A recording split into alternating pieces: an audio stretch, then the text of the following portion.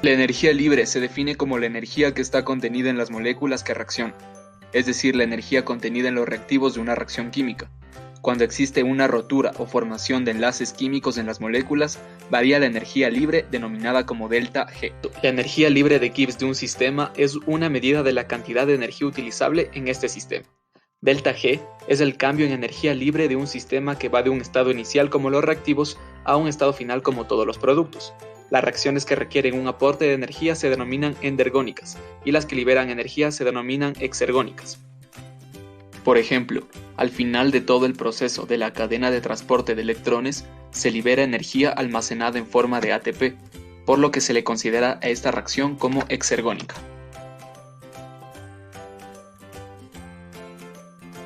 La velocidad de reacción se define como la cantidad de sustancia que se transforma en una determinada reacción por unidad de volumen y tiempo. Se utilizan unidades de concentración sobre tiempo con el objetivo de expresar el cambio en la concentración de un reactivo o de un producto con respecto al tiempo.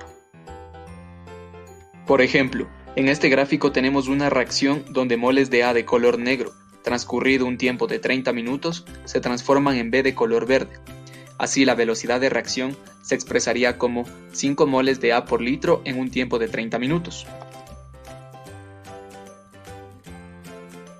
Para entender lo que es flujo comparativo, primero debemos entender que el flujo de una ruta metabólica es la tasa o velocidad a la que un sustrato se convierte en un producto vía reacciones y rutas metabólicas. Por ejemplo, en la glucólisis veremos qué tan rápido el gliceraldehído 3-fosfato se transforma en piruvato.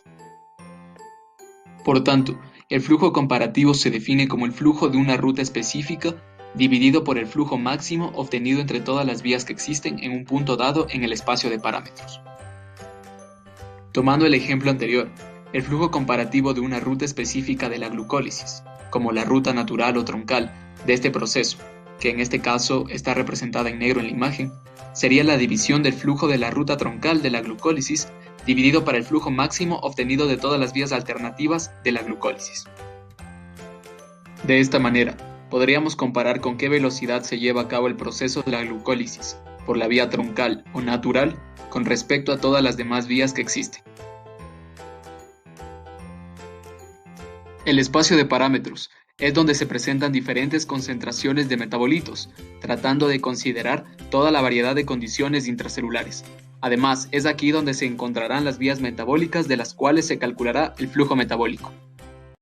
Específicamente, en el estudio que se está analizando, se seleccionó al azar 10.000 puntos seleccionados del espacio de parámetros, que consisten en las concentraciones de 11 metabolitos externos, G3P y piruvato.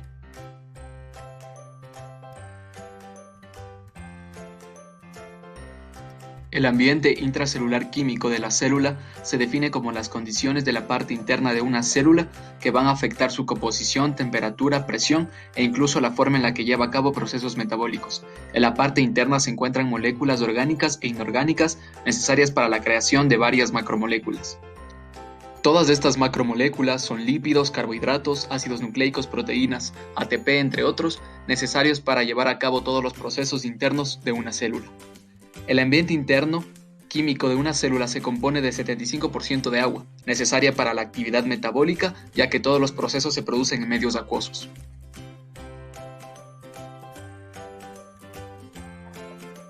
Se denomina estado redox al estado en el que se encuentra una célula debido a las reacciones óxido-reducción que ocurren en la misma, en la que uno o más electrones se transfieren entre los reactivos, provocando un cambio en sus estados de oxidación.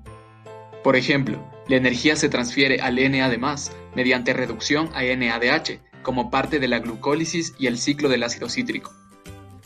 El NADH es oxidado a su vez por la cadena de transporte de electrones, que bombea protones a través de la membrana y genera ATP a través de la fosforilación oxidativa, cambiando así el estado redox de la célula.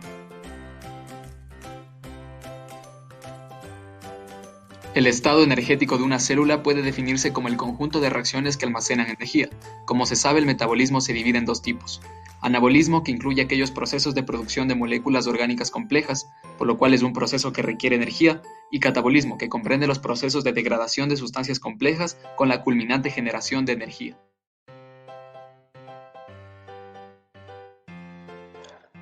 La figura A muestra dos rutas glucolíticas alternativas de la conversión de G3P a piruvato. La que se encuentra al lado izquierdo representa una ruta que utiliza el mismo conjunto de tipos de reacción que la ruta troncal o natural, pero ejecutándolos en un orden diferente. Mientras que la ruta que se encuentra a la derecha es una ruta que hace uso de un conjunto diferente de tipos de reacción que la natural o troncal, pero se llega al mismo resultado, es decir, de G3P a piruvato.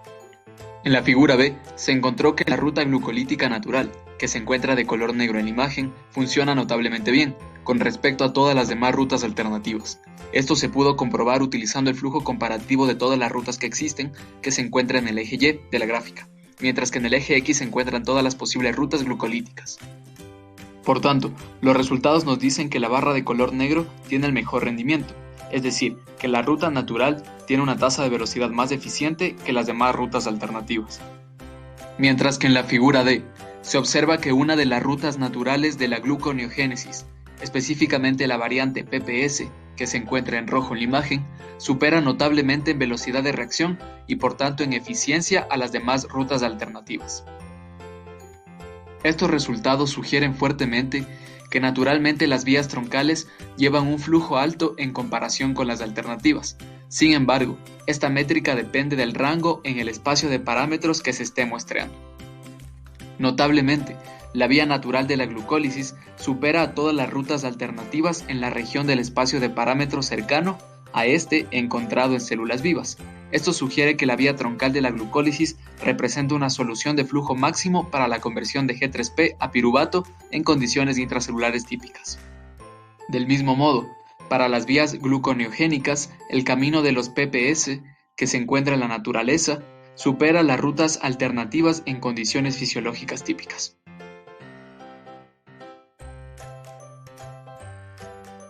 En las gráficas 2C y 2D se observa el rendimiento de las vías troncales como función del ambiente intracelular.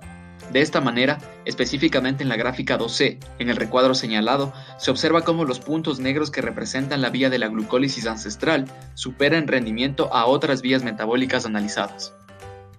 Mientras que en la figura 2D se observa que el rendimiento de la vía gluconeogénica troncal es superior a las otras rutas metabólicas, tomando en cuenta el patrón de dispersión de los puntos observados en el recuadro señalado.